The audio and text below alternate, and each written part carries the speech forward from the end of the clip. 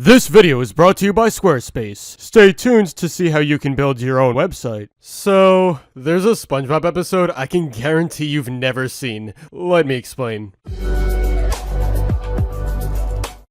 SpongeBob SquarePants is a kind of show with an insane amount of content over the years. It only makes sense that we've seen him just about everywhere. Most of the time, even the most obscure pieces of SpongeBob media are at least recognized by the fandom, and they get a decent amount of attention. Because of this, you could imagine my surprise when I came across something that didn't fall into that category. It was an entire episode that, honestly, I don't think many people know existed. My curiosity began when I received a comment on one of my older videos, which I can't find anymore, but it mentioned SpongeBob Little Floater's Wild Weekend. Who better to ask than your friend Google? But there's not a whole lot of information surrounding it. The immediate thing you'd notice is that it's available on websites focused around audio. Do a little more digging, and you'll notice that the length of Little Floater's Wild Weekend is more than 17 minutes. As it turns out, this is an entire SpongeBob episode, but with one catch. It's completely told in dialogue, sound effects, and especially music. You have never been able to see this, because technically speaking,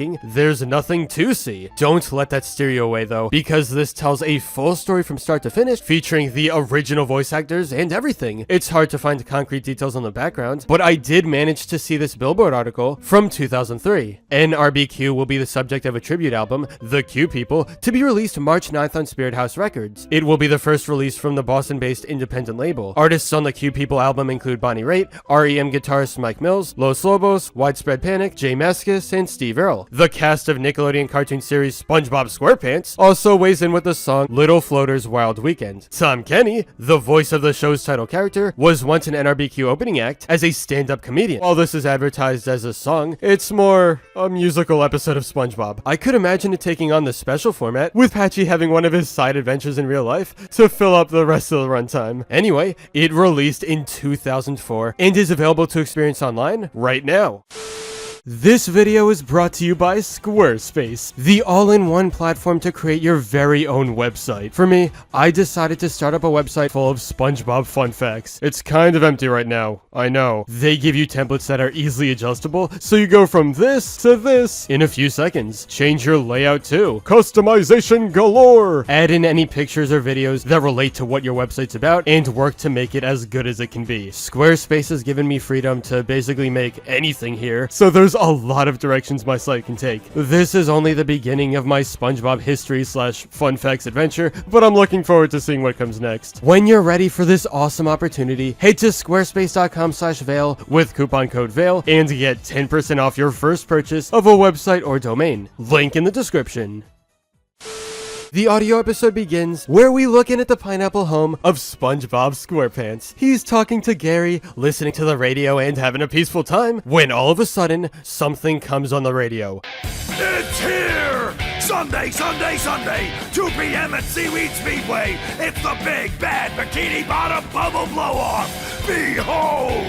The best and brightest bubble blowers in Bikini Bottom will boggle for bragging rights to the bona fide perfect bubble! Perfect bubble? What are you, deaf? The perfect bubble! The blue ribbon bubble will be judged on roundness, buoyancy, and absolute unpoppability! The best bubble blowers of Bikini Bottom will compete against each other to make the perfect bubble. With the goal set, SpongeBob practices his skills and eventually forms what he believes is the perfect bubble. It's also alive, kind of. He names the bubble Little Floater. Hey, cool. That's part of the title. After this introduction, SpongeBob and Little Floater end up backstage at the Bubble Blow-Off. Most of the episode takes place here, and the whole main cast of characters ends up joining the party. Like I said before, these are all the official voice actors, so it feels as real as any other episode of the show. This better be good, SpongeBob. It's my bath night. I demand you reveal that bubble now! Oh, keep your shirt on, Plankton. He's right over here. After a few songs about SpongeBob's friends and Little Floater, the winner is revealed. SpongeBob wants to pin the #1 ribbon on his bubble, resulting in the most dramatic scene so far. I can't wear this ribbon. Little Floater earned it all on his own. Come here, buddy. Let me pin it on you.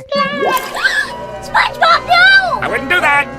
No, wait, stop! No! Don't pin the bubble. Bob, Billy, that pin boy! Things aren't all sad though, because Little Floater ends up multiplying. At the end of the day, Little Floater's Wild Weekend is a name that not everyone knows. In fact, I've never seen it outside of my comment section. Despite its obscurity, this is something that any fan of SpongeBob would like. Considering it's from 2004, it feels like bonus content to the golden era of the show. And while listening, you can genuinely see all the events in your head. It's also a believable story that would fit right into the first few seasons. The whole thing is designed as an audio episode first and foremost, but it could also work animated. Hopefully with this video out there, Little Floater's Wild Weekend can get some of the recognition it deserves. Be sure to grab some popcorn, sit down, and give it a listen when you get the chance. It's a pretty fun time.